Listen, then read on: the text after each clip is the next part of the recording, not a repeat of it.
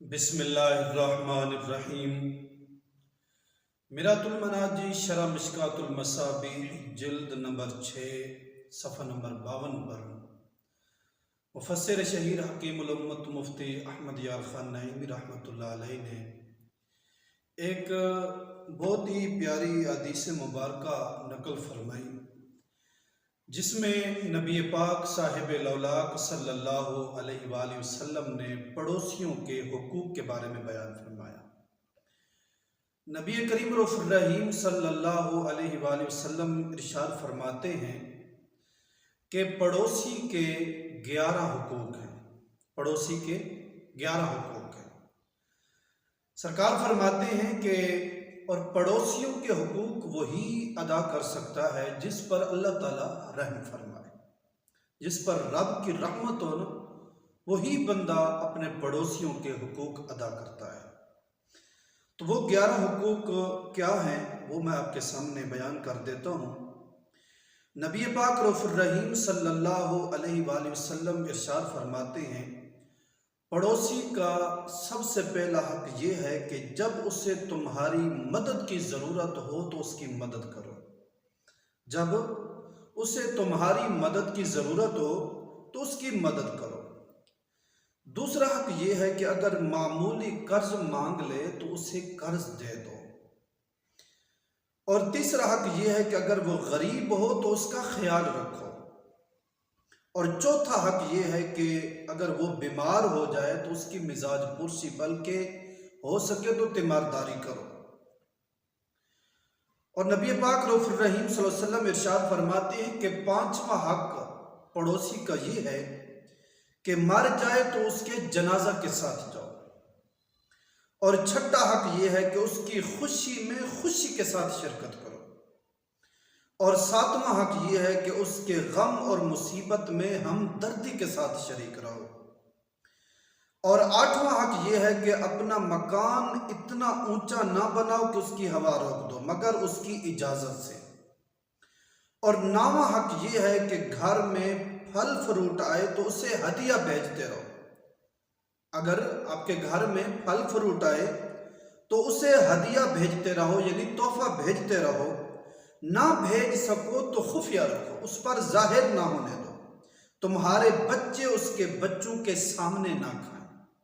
کتنی پیاری بات ہے، نبی کریم رؤوف الرحیم صلی اللہ علیہ وسلم نے ارشاد فرمائی کہ اگر گھر میں پھل فروٹ آئے تو سرکار فرماتے ہیں کہ پہلے تو یہ بات ہے کہ اس کو بھیجو، تحفہ بھیجو، کیونکہ وہ آپ کا پڑوسی ہے۔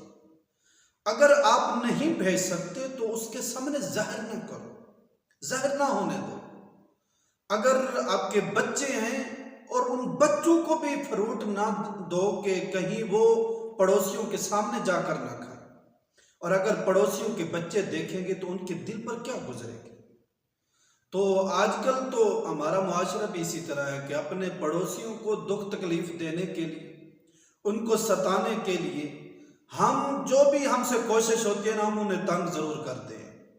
ٹھیک ہے، اگر پھل فروٹ آتا ہے ہم دے نہیں سکتے، اگر غریب ہمارا پڑوسی ہے وہ نہیں لے سکتا تو ہم اپنے بچوں کو دے دیتے ہیں، اور وہ بچے جو ہے ان کے سامنے جا کے کھاتے ہیں۔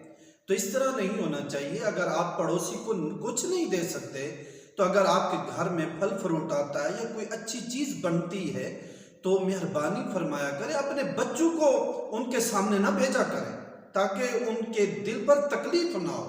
آپ انہیں نہ ستائیں، انہیں تکلیف نہ دیں۔ اور جو اپنے پڑوسیوں کو تکلیف دیتا ہے، پریشان کرتا ہے، یاد رکھنا اس کے گھر میں بھی کبھی سکون نہیں ہوگا، وہ بے سکون ہی رہے گا۔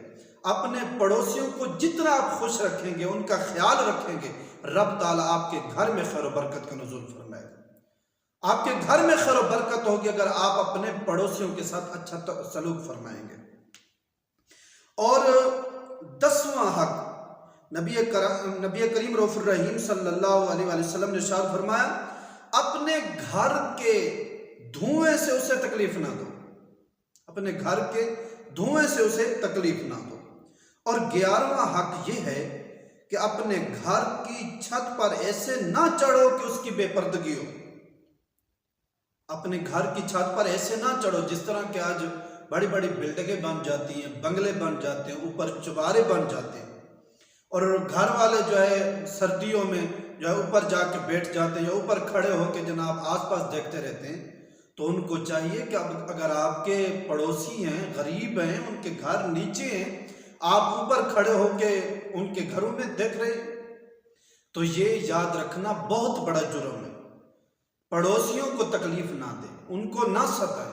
اور نبی کریم رؤوف الرحیم صلی اللہ علیہ وسلم نے ارشاد فرمایا، قسم ہے اس ذات کی جس کے قبضہ قدرت میں محمد صلی اللہ علیہ وسلم کی جان ہے، سرکار فرماتے ہیں پڑوسیوں کا حق وہی ادا کرتا ہے جس پر اللہ رب العزت رحم فرمائے، جس پر رب کی رحمت ہوتی ہے، وہ اپنے پڑوسیوں کے حق حقوق کا خیال رکھتا ہے۔